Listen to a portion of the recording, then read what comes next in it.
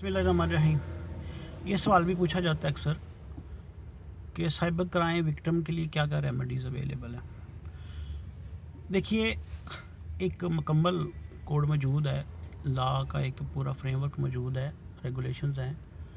आपका law enforcement के ज़रिए से रेमेडी मिल सकती है, आपको कोर्ट के ज़रिए से रेमेडी मिल जाती है। हाँ, कोर्ट और साइबर क्राइम पुलिस की रेमेडी के लिए फ़िज़िकल आपको वहाँ पे पुलिस स्टेशन जाना पड़ता है, साइबर क्राइम ऑफिस। आपको उसके बाद कोर्ट में भी एविडेंस के लिए जाना पड़ेगा।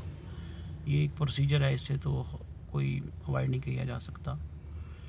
लेकिन कुछ रेमेडी जो ऑनलाइन रेमेडी है वो भी अवेलेबल है कि आपका जो जो डिफेमिंग कंटेंट है, जो आपकी प्राइवेट ऐसा डेटा है जो आपकी फेम को हर्ट करेगा, आप ऑनलाइन उसकी रेमेडी अवेल कर सकती हैं। वो कंटेंट रिमूव हो जाता है, अरेज हो जाता है, वो कंटेंट ब्लॉक हो जाता है, वो कंटेंट इस तरह से मैनेज हो जाता है कि वो पब्लिकली अवेलेबल ना रहे।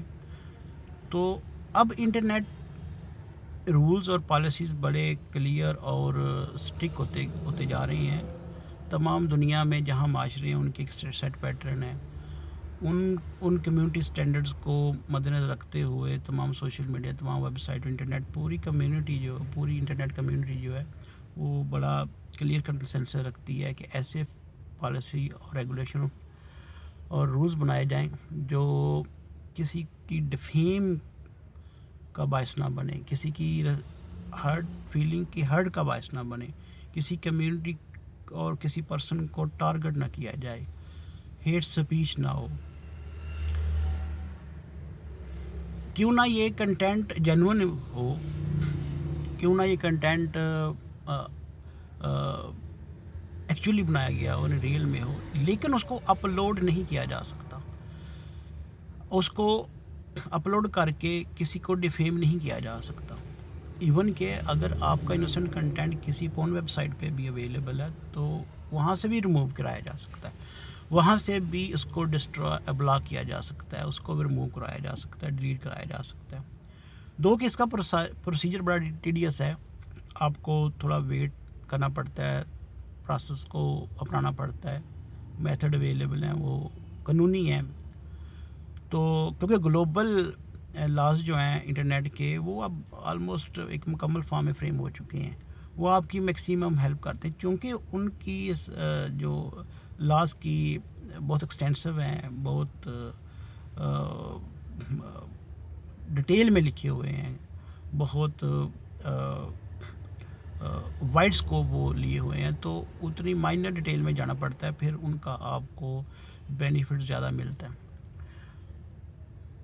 तो ऑनलाइन रेमेडी अवेलेबल है, आपकी फ़िज़िकल फॉर्म में आपको जाना पड़ेगा लॉ इन्फोर्समेंट के पास, और रेमेडी अवेलेबल है। दो कि आपके किसी भी ऐसे डेटा जो आपकी डिफेम का, आपकी दिल आज़ारी का, आपकी रिस्पेक्ट के ख़िलाफ़ है, उसका रेमेडी है, एक नहीं कई रेमेडी हैं। तो जिस नेचर का डेटा आपकी रिस्पेक्ट के ख़िलाफ़ हो, आपकी फेम को हर्ट कर रहा हो, उसी ही नेचर की रेमेडी अवेलेबल है।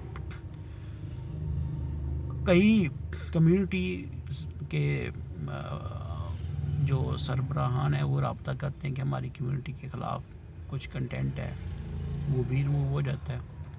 किसी सेक्ट के ख़िलाफ़ है, वो भी रिमूव हो जाता है। सोसाइटी के किसी ऐसे पार्ट के ख़िलाफ़ है जो समझता है कि हमें जो मेजॉरिटी है वो भी कम्युनिटी समझते हुए, माइनॉरिटी समझते हुए हमें टारगेट कर रही है, हमारे फीलिंग्स को हर्ट कर रही है, वो रिमूव हो जाता है। तो ओवरऑल एक हेल्दी रूल्स इंटरनेट के और पॉलिसीज़ फ्रेम हो गई हैं, और वो मैक्सिमम रेमेडीज़ अपने साथ लिए हुए हैं।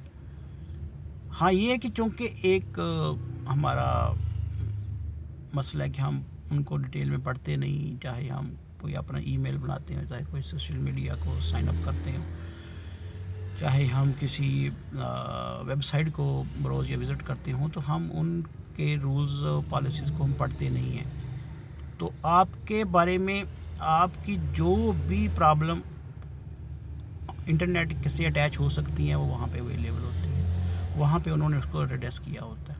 صرف یہ مسئلہ ہوتا ہے کہ ہمیں ان کو جاننا ضروری ہے۔